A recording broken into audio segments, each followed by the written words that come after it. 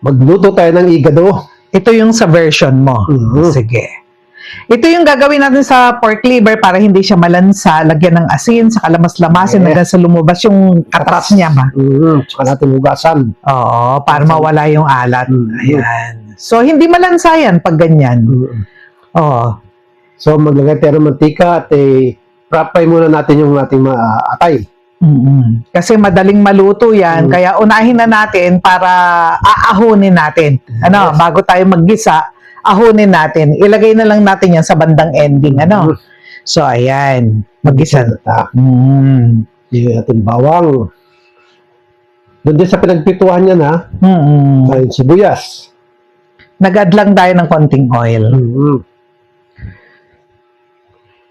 So, yung ating pork na slice. Kasim ang ginamit natin dito para may konting taba-taba.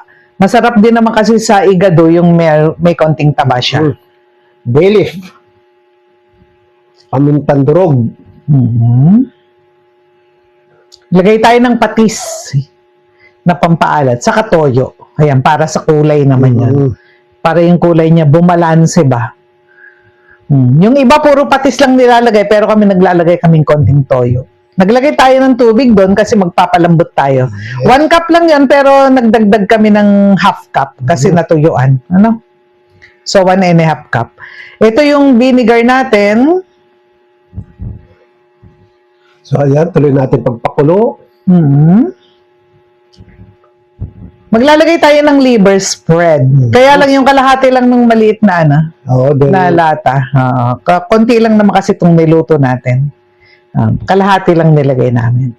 Pampalapot lang yan, saka pampalinamnam. Yes. Saka na natin ibalik yung atay kasi saglit lang yan prinito kanina. Para hindi lang magkatas-katas. So ito, patatas, carrots. Maglagay tayo ng pork cube. Yung recipe, andyan dyan naman sa description box. Okay, palambutin na natin yung mga gulay. Brown sugar, pambalanse ng mga alat-alat. Ano? Yun ay bell pepper, saka yung ating green peas.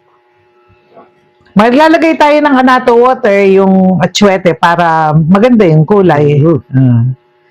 Kasi hindi tayo naglagay ng tomato sauce dito, kaya kailangan nating patingkarin yung kulay sa pamamagitan ng atsuete. Yes. O, ayan. Patapos na tayo nito. Tikman natin. Yummy. Okay, masarap talaga yan. Ito yung aming igado.